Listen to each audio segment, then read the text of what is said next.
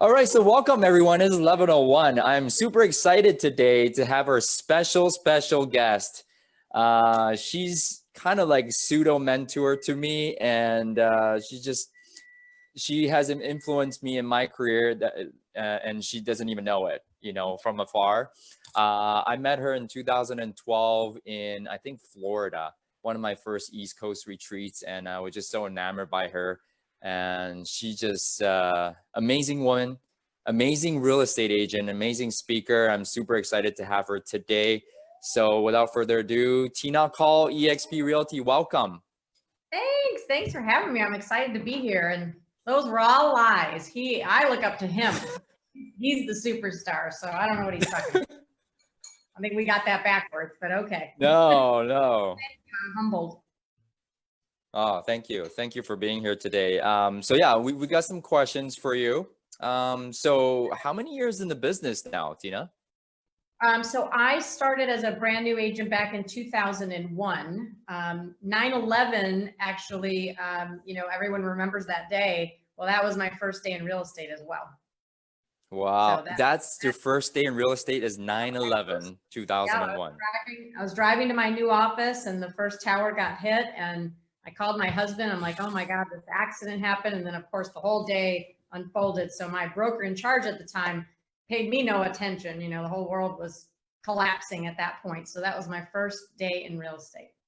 Oh my goodness. And you just said, okay, well, the world's falling apart. I'm going into real estate. What the heck, right?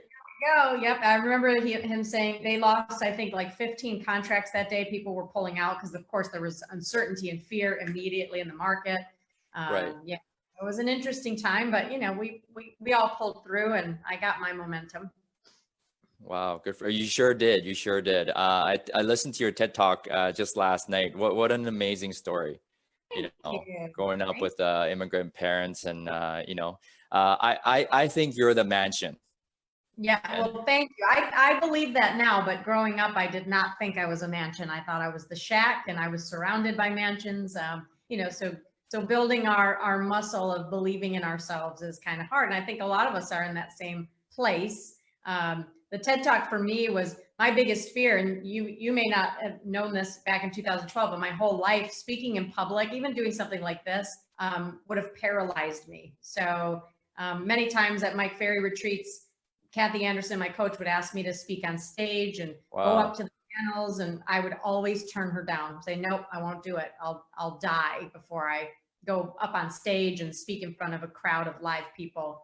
And so last year was my year of yes. And I thought, okay, if I get an opportunity to speak, because that's my biggest fear, I want to try and conquer it. The next thing that somebody asks me to do, I'm going to say yes. Well, of course, a week later, one of my really good friends says, hey, I'm curating a TED event. I got the license and I want you to do it. And I was like, hell no. She said, this is your year of yes. Oh my goodness. So I kind of got sucked into it, but now I'm so glad because it's almost like this weight was lifted off my chest. I survived, I did it. It was 15 minutes of my life, the hardest work I'd ever have to do. But once it's past you, you just feel so accomplished, even though it's not a big deal to maybe other people, it was to me. So. Are you kidding? To be a TED Talk speaker, that's a huge deal. Well, first of all, congratulations. Thank you. And for the audience right now, guys, like when you say yes, a whole realm of possibilities open up. So say yes more. Learn from Tina. Look at what opened up for her, right? Okay, great. Thank you. And if you guys haven't seen the TED Talks, be sure to watch it on YouTube. So yeah, Tina, did you start as a team or as an individual? Yeah, so I started just as an individual agent. 20 years ago, there really weren't teams. It wasn't a thing back then. And so you just kind of, they gave you a desk and the phone book, and they were like, call through the phone book or call people you know. So I remember at the time I tried to figure out where I would start, and I fell upon a website that was kind of teaching about for sale by owners. I thought, well, let me try this. And I went and left a package for sale by owners. I picked 5 in the market, and I listed 3 of the 5 that I had stayed in communication with. And so I didn't have scripts at the time. I didn't know what the heck I was doing. I just found this book online that said, learn to sell your home without the use of a real estate agent. And of course it was to make them see what we do and make it feel daunting, and then maybe they would use us after they failed, and it worked. And so Wow. that's how I listed my first 3 properties back then. My And goodness. yeah, and so then fast forward 7 years, you know, it was 2001, the crash, kind of little mini crash. Then in 2006, Michigan started crashing again, and we started to, you know, dive into our recession. So I went from, at the time, making like 150 grand a year, which was a lot for our, you know, that time back in Yes, 2005. absolutely. I wasn't like, you know, I was a top agent at my firm, but not top agent like we know of today, right? Yeah. So Yeah. they tell you you're amazing, but you don't really know what you don't know because you're not exposed to high producing thinking people. And so I thought I was a top agent, but my income went from 150,000 in 05 to literally by the end of 06, it was 40 grand. And so I Oh was like, boy. man, this sucks. And so it was really hard. I lost most of my business and I was struggling. And thank God, I got an email and a flyer from the Mike Ferry organization at the time. Wow. It said, earn $1 million selling real estate. And I remember looking at the bottom of the flyer and it said $2,000 a month. So I crumpled it up and threw it away thinking I can't afford that. Right. But then I ran into Belino Bide. Okay, so I was gonna ask, that was Belino Bide, right? When you said Beline in, Yeah. okay, wow. She was in my market, and here this woman is like, you know, she's going to make $800 to $1 million a year. We're all crashing and burning, and this woman Yeah. is getting hired listings and and I'm like, how is she doing it? I didn't know. I couldn't understand. And finally, she told me about, you know, the coaching and the training.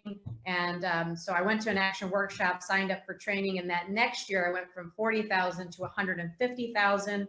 And then in 2009, I gathered up the courage to move out of Michigan, out of my territory, and go to Raleigh, North Carolina, and just literally start my business over. So because we were Holy armed smokes. with scripts and a telephone, we kind of thought we could do this anywhere. And so we picked up, and, you know, for 5 hours a day, I prospected like, you know, we all do. And I came in early in the morning and did my thing. And we built a $3 million business, you know, in real yearly revenue in 9 years. Oh So my goodness. So this was like a second coming. You started over in Raleigh. And so Yeah. you and Kevin just picked up and left. Yeah, because I remember asking Mike, I was like, Mike, you know, I need to make more money and I hate where we live. He goes, well, just move. You're not a tree. You can move. I said, oh, you're right. I'm not a tree. So I love that line now. Anytime people say, oh, I hate where I live. And I go, well, you're not a tree, so you can move. Wow. Well, I heard in Back to the Future was make it like a tree and leave, right? There you But go. anyway, Exactly. see, but Mike Ferry is right. He's always right, you know. So okay, so $3 million, fast forward 9 years, $3 million. And what's the personal production and what's the team production within that $3 million GCI? So going back to 09, 10, 11. So from 10, 11, 12, 13, I was still an independent agent, just like you, with one assistant and my husband. He did like ops manager. I maxed out at 130 transactions personally. That's the most I could do before I felt like the wheels were falling off and it just wasn't fun anymore, you know? Right. And so once it wasn't fun, I realized, okay, I'm going to just hire a buyer's agent, because I was giving referrals out for buyers to people in my company. And then I thought, well, why am I giving out these referrals when I can just keep a little more of the income, help another agent grow and partner with another agent? So I hired my first buyer's agent and then a second buyer agent who I'm very close with today still. And they joined me and I realized, oh my gosh, so we grew our business from 130 to 170 transactions. They took on the extra 50 deals. And I remained in that until I still felt like the wheels were falling off. And then I decided, gosh, it was such a nice taste to get a little bit of my time back, you know, without running buyers all around, that I was with Remax at the time. And then I adapted and I went over to the Keller Williams office locally because they kept trying to recruit me and they gave me a really good deal. So I went there thinking I'll just grow a team. I'll grow a team and I'll do what all these other agents are doing. I'll step out of the day-to-day and then maybe I can go into coaching and training. And so what I quickly realized was you don't grow a team to make more money. Team leaders typically make less because they take the the money from the production side is what we do individually, right? So I was earning $1 million in GCI selling 100 homes. And then if I take that away, I'm going to have 4 or 5 agents to replace it. So today we have 12 agents on my team, including myself. Last year I did 94 transactions. So I'm still, hovering around the 100. And then they do 200 transactions, the 12 of them. Oh my goodness. So the 11 agents will do the remaining 200, which will average around 9 to 10 transactions. Sorry, 20 transactions almost. Yeah, if you average it, we have 2 to 3 agents on our team that'll do 40 deals, so they're good agents, higher producers. And the other agents, so we've hired just in the last 3-4 months, we've hired 6 more agents. So we actually had a core team of about 6 or 7. Okay. So Laura did 40. We have Emily who did 40. So they did high volume. But now I've started to build the team to leverage myself more. So when I can take those 90 deals and slowly, not being stupid, slowly wean myself out of the business and see if it continues to remain while I build, EXP as well. So it's kind of like that's right.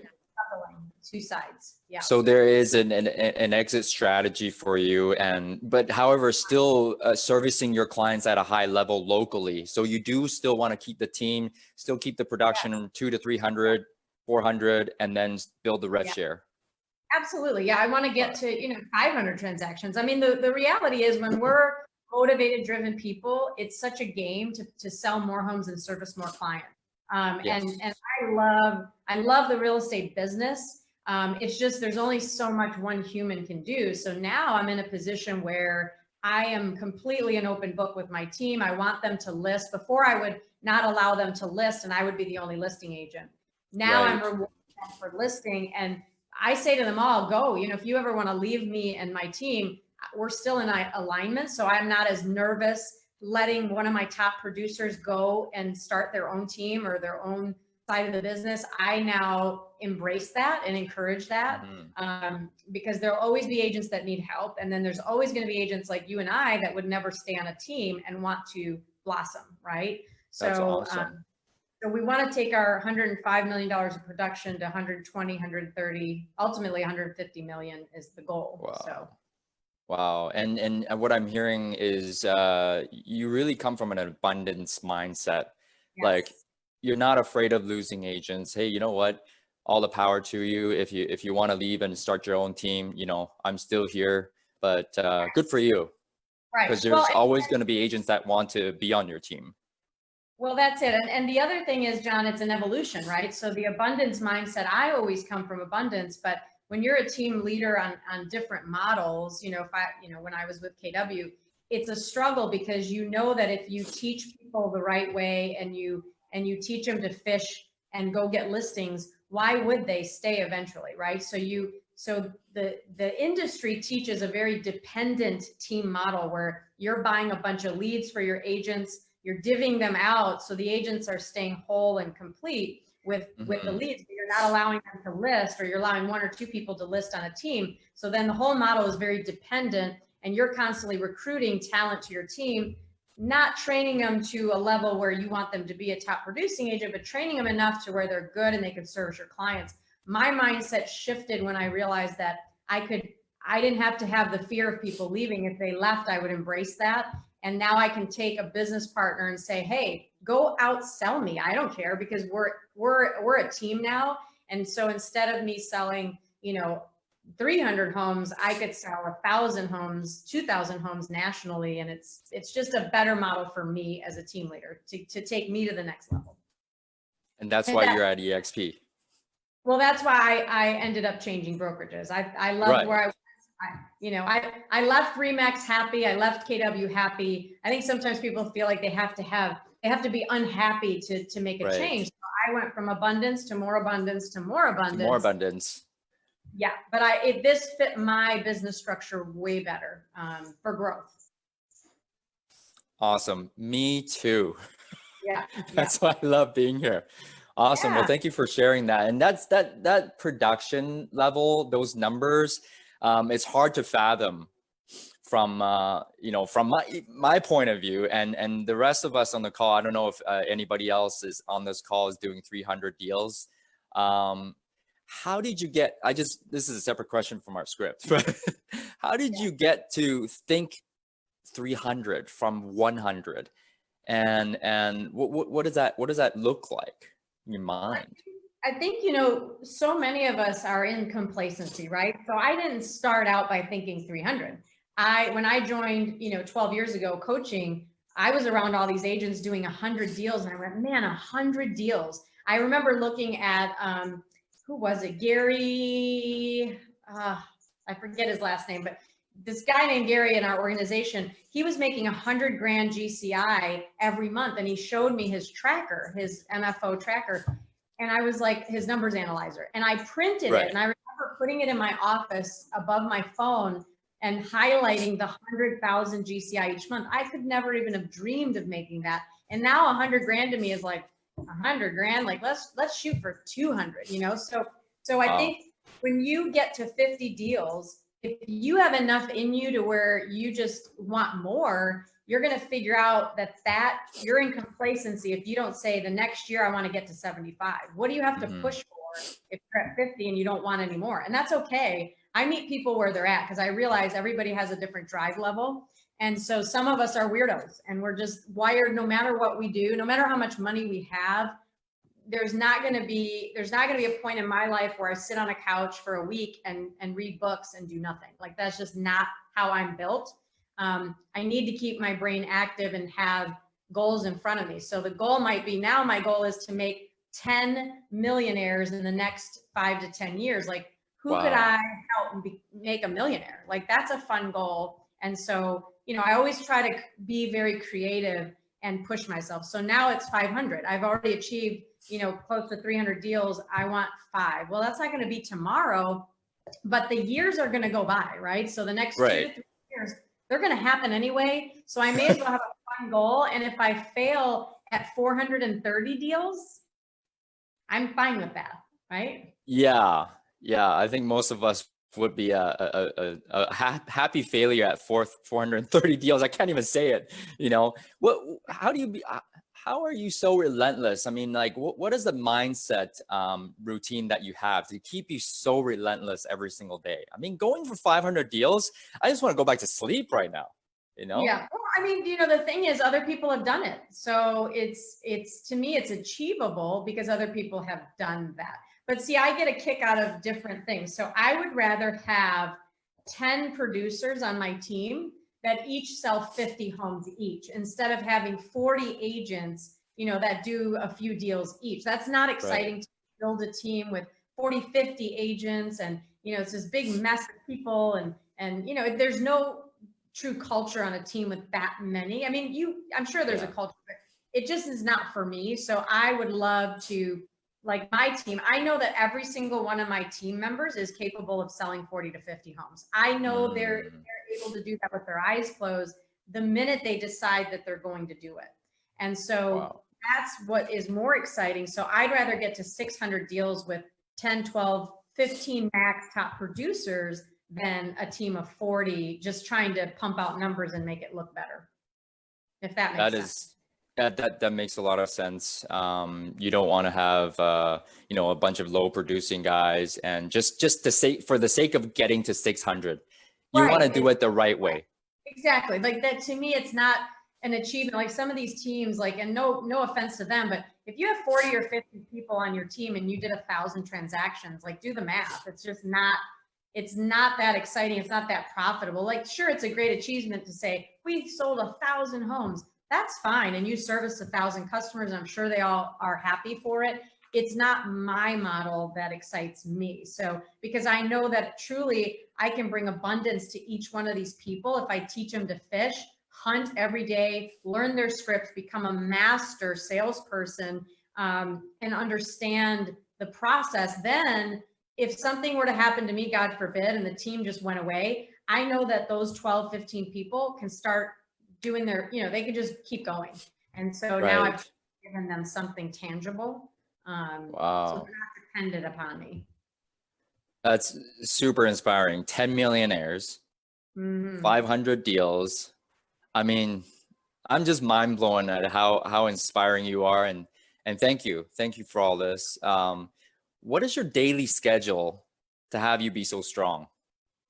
So it's changed. I think, you know, when we were talking about your schedule, you're like the schedule master. Like I'm a higher I than you, and I'm not a C, so I'm a DI, and so I get very sidetracked by squirrels out the window. So what my schedule was, we'll start with what it was 7:30 in the office, 7:30 to 8 I would role play. 8 to 8:30 I actually made you know, looked at my leads and did some email stuff because I was the type of person that didn't want to call people at 8 o'clock in the morning. I just didn't, Right. it didn't feel good to me.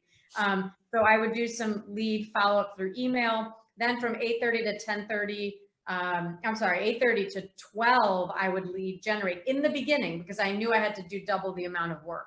Then it slowly tapered off where that was my schedule for 3 years, but I ended at 10:30. So it was 8:30 to 10:30 lead follow or lead gen. 10:30 to 11, I would typically, you know, make phone calls and things like that. And then from 11:30 to 12, just a quick check-in with admin, make sure we're good to go. 12 to 1 was lunch. And then 1 o'clock beyond to 7 o'clock at night, I was hopeful that I would have 1 to 2 to 3 appointments to go on. Wow. In the beginning, if I didn't have an appointment, I would go and preview properties that were under contract. So I didn't have to mess with anybody, typically empty properties, just to understand the area and then, you know, become a better listing agent. And then sometimes 2 times a week, I would prospect at night from 7, you know, typically 6:30 to 7:38. And then one Saturday morning, I would just from 9 to 10:30, and then Sundays 6 to 7, because I always wanted to get people before they left the house on Saturday for their weekend, and then after dinner on Sunday nights, you know, while they were done with dinner and winding down. So that was my schedule to really hit people at the right times so I could have my contacts go up. Wait, so this is your schedule even today? No. So today it's different because I'm running a team. So today my schedule, Okay. yeah, that was the beginning. And Got so it. today it's 8 to 8:30 role play. I have so just like you guys are here on this call, I have all of my team and then other area agents that want accountability. 8 to 8:30, we hop into the EXP world and we role play with each other. We switch partners every week, so it keeps it fresh. Sweet. Yeah.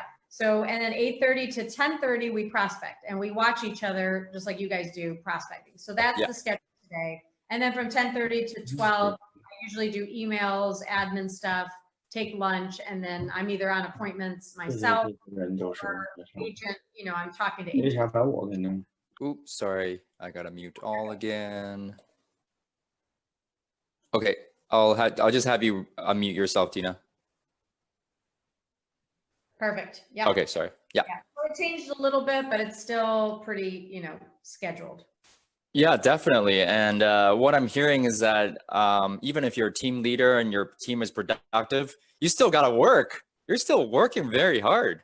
Way more. So I'll tell you, I'm a golfer. I don't know if anyone here golfs, but I love to golf. And so I got the bug 7, 8 years ago. My husband put a club in my hand, and I used to golf 3 days a week when I was selling 130 homes personally with 1 assistant and 2 buyer agents. I thought that the grass was greener and these team leaders that had all these big teams had more time.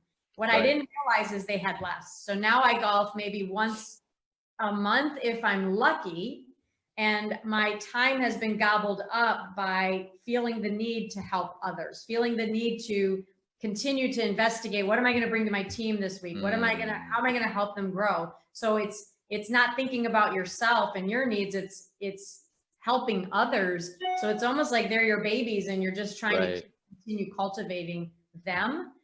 Because I still make enough money where I don't need the team. I could still go earn $1 million with my eyes closed.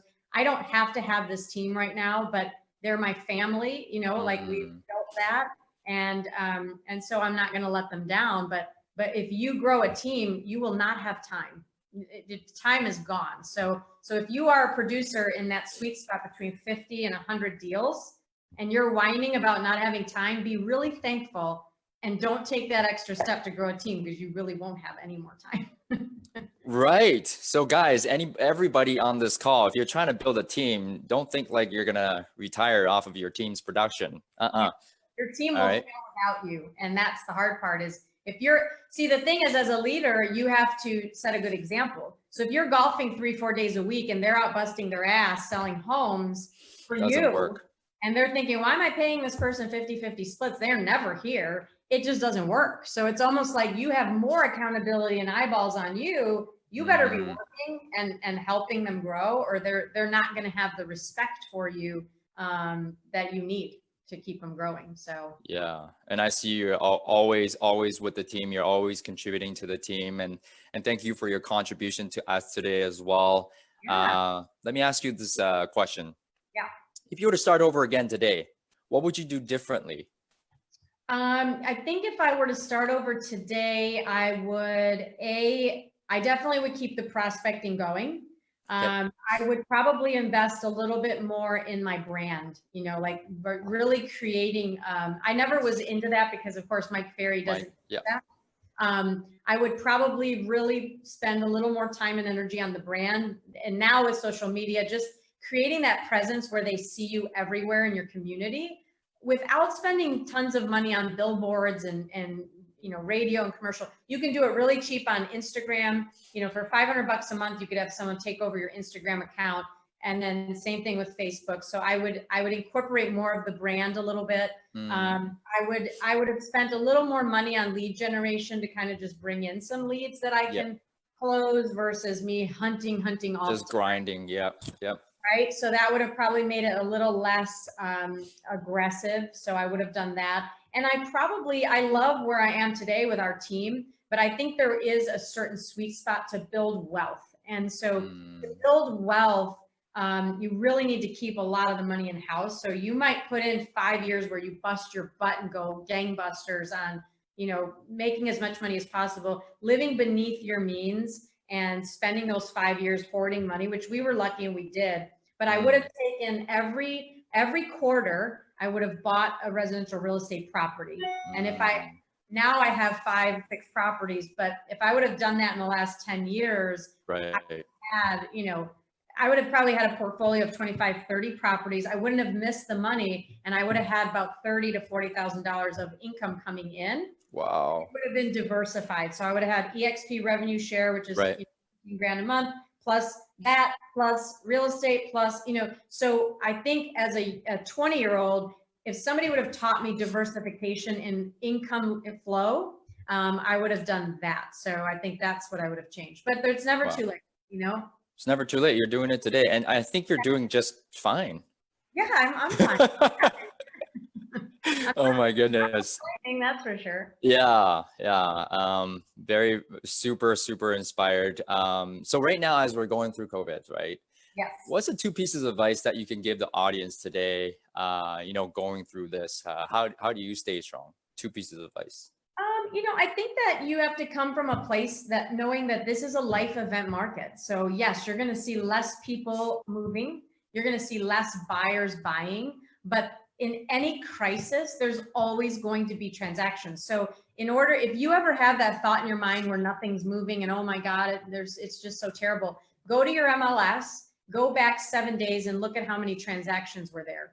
How many of those do you want the next week, right? So I just always keep my mind fresh by saying, oh my gosh, 900 homes sold in our area in the last 7 days, 900. So I can't sit at home and say that the market has changed and things aren't moving. It's just, I need to get better and maybe I need to increase my activity twofold, right? So it sucks, but I think we're all gonna have to do it because we don't know what is going to happen to our economies in 15 to 18 months, not a month or 2. I think we might see this little, surge, but I think that our effect will come 15 to 18 months from now. I think that's probably true. Yeah. So really doubling up on your activities. If you think that, if nothing's moving, then what are we doing? Because we're in control. Right. And if you have this dialogue about nothing is moving, go look at your MLS, guys. You Yeah. know, I know exactly what happened in Greater Vancouver, 834 sales in 1920, listings that came on the market. What am I doing? Like, what am I doing today? Right. Yeah. Right. Right. So So, thank you for that. I want to open up for anybody who has any questions for Tina. Two questions as we're a little bit over time. Unmute yourself if you want to ask Tina a question. don't Anybody? be shy. There was one question in the chat box. Oh, sorry. Oh, Okay. that's it. All right. So, How does your team work remote or together? Remote, So, yeah. so what's been fun is our team, we work remotely. So we have not been together for 6 weeks. Before our stay home order, we actually dispersed and went home. We check in every morning at our role play check-ins. So they are very aware of each other and our goals. We still have our team meeting on Tuesdays. We invite great agents like John and other agents that are inspiring. So we do that. We also have Friday or Wednesday and Friday at 11 o'clock. We always have some sort of mastermind, whether it's, for today we had for sale by owner training. Friday we're going to have probably listings and role play and things like that. So we always try to keep everybody really engaged, which has been really kind of nice. So that's awesome. Well, we were built for this, and we've been going virtual for the last year and a bit anyways. yeah. Thank you for that. Quick question. Oh, I wanted to ask a question, Tina. So of the 100 deals that you get, I know a lot of it's probably database, but I know that when we were at Mike Ferry, they always say, hey, prospect, prospect, prospect, which I've done. But what I've realized is that when I'm cold calling, it's really tough just getting stuff over the phone, like when I call for the expireds and FISBOs. Right. And it gets really discouraging when I'm calling for so long, doing the grind, calling late at night, calling on Saturday, and I just don't see anything. And I just feel like for the effort that I'm getting, for the benefit, I mean, in LA price points, yeah, it kind of evens out. You'll get maybe 3 or 4. Right. Converts to 60 grand, which ain't shabby, but it's not enough where I feel like, oh my gosh, it's not like basketball where like, hey, I just scored 10 points in a quarter, I'm gonna go for 40, where it would reinvigorate you. And I mean, I understand everything's tonality. I think I'm very good on the phone, but I mean, one guy called, he said, hey, he kept track because he was my associate. And he said he counted how many people were calling him. The guy clocked it, 93 calls that day. And I didn't know what you could do to help me, because I do believe in cold calling, but then part of me now is kind of migrating that there's only so much I can do. And then I have to basically pay for advertising to help supplement, to help build my business. I didn't know what your thoughts were about. Well, and I think you can diversify for sure, supplement a little bit with leads. We buy leads right now. We're buying them on Zillow. We make sure we're very mindful. So I think if you guys have, how many people on this call have lenders calling them all the time looking for their business? I mean, all of us, right? So if you have a lender that's willing to go in and spend, there are different people in our organization that I'm actually deploying now, like postcard campaigns. I have never done a postcard campaign in 20 years. I'm deploying it now because Dan Beer, who's part of our group at EXP, makes tons and tons of money off postcards. So you can play around with different things. But I would say that I think one of the things that all of us could get better on, I know my team, we're really trying to get better on asking for referrals and making a promise from the beginning when we meet a client to say, hey, Douglas, I'm so excited about finding you a home. I want to make you a promise that I'm going to do the best I can to make sure that I get you from point A to point B and to the finish line. And there's going to be some bumps in the road, Douglas, but I want you to know that, if we get to the end of this and you've had a great experience, would you do me a favor and an honor? Would you refer me to a friend or a family member that's looking for a real estate agent? That's all I ask in return. Douglas said, if I do a great job, you'll do that for me. Will you do that? You say yes. That's our first appointment. The next time that we write an offer and we say yes to the offer, hey, Douglas, remember I asked you about that promise? I know we're doing a great job. We got the house. We still got a little ways to go, Douglas, but at the end of this, all I care about is that you give me a referral from friend or family. Okay. So if you hear of anybody, so you're saying it a second time, you're saying it a third time, you're saying it at closing. By closing, you want to almost task them, like they better have somebody. You've just asked them 4 or 5 times for a referral. And if you train your people they're going to know when they leave you that they're not only going to call you when they need you, which is typically what our clients do, right? They love working with John. They love working with me. They're not going to buy a home for another 5 years. So if you haven't conditioned these people, these amazing past clients, to call you immediately, not give your phone number to people. Call me immediately, Douglas, when you hear a friend or a family member at church that needs to buy or sell. It is the lifeline of my business. The reason I'm so pushing on this right now for my team is we missed a big piece of that. And I know a team leader that, get this, 90% of his business comes from current under contract clients. Wrap your mind around that. He doesn't cold call, he doesn't prospect, he doesn't have billboards. 90%, and they will sell 250 homes this year.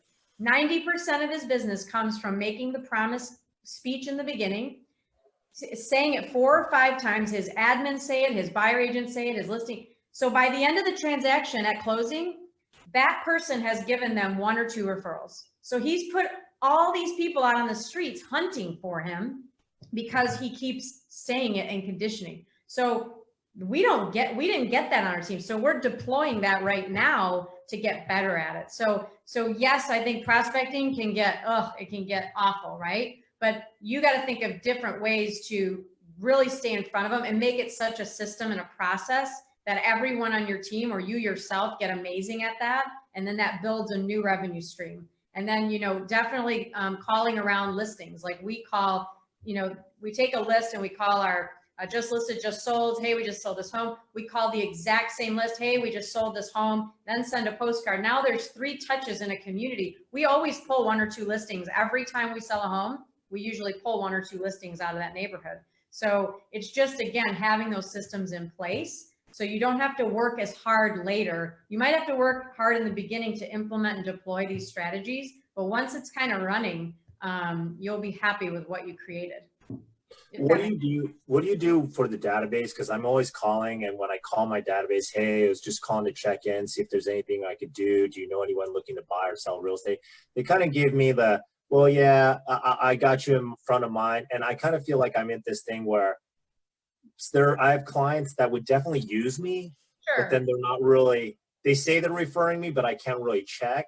Exactly. So like, I kind of feel like it's a blow off. So like, is there anything, and then they always say, ask something specifically, people you went to church with, people you play basketball. Right. That's all we can do. But I kind of wanted to take it deeper to really feel like I'm really asking. I didn't know what you'd recommend on that. For us, I think we're pretty good at like really making sure they know that they're the lifeline of our business, and we respect the fact that they will call us. So we get a lot of referrals from our people. I think we could do better on it by training them. I guess I've heard other teams do contests, hey, for our top A-list people, if you send us referrals, we're going to put you into a contest. Again, I don't know how legal all this stuff is, but you'd have to check with your people. But I think you just have to be creative to get them doing it. The other thing is maybe you don't call them for referrals every time. You kind of call them and say, hey, Douglas, have you ever thought about diversification and investing in real estate? I'd love to talk to you about your portfolio. What are you looking to invest, or anybody in your family have any extra money they're looking to invest in real estate? So it's just something different each time versus, hey, do you have a referral? Yeah, and I'm asking again, exactly. Yeah. I feel so uncomfortable doing that because it is a solicitation call, but I don't want it to feel like it. Right. I don't want them to think it is. That's been my aversion to it. Yeah. So maybe give them a story. Hey, Douglas, it's Tina Caul here, and I just want to let you know, last month one of my clients, they bought an investment property. They're just so thankful for it. This was their first investment. And so do you yourself have any investment properties? Would you ever think about owning one, or know anyone in your family? Because they're such a great asset to have. What's your strategy in retirement? Are you just looking to have stocks and bond, just kind of talk to them from a financial advisor kind of, like where you're valued and they value your opinion and see you as an authority. So I think I would change it up a little bit versus just calling for referrals all the time. Wow. Appreciate it. Thank you so much. Go. Thank you, Tina. We're about 10 minutes over time. I don't want to keep you, get back to your team, but I want to thank you. I acknowledge you for, inspiring everybody today, inspiring myself. I think, guys, the chat box messages, the questions, I think she has already answered it. You can already double your business by asking for your current pendings and current clients for referrals and really conditioning them to be your advocate, right? To go out there and look for business. You can actually, yeah, we can get a lot more deals just doing that. You're an army. Yeah, Right? absolutely. Well, thank you. I've enjoyed Thank it. you. If anyone needs anything, you know where to find me. All right, guys. Have a great day, all. Thank you, Tina.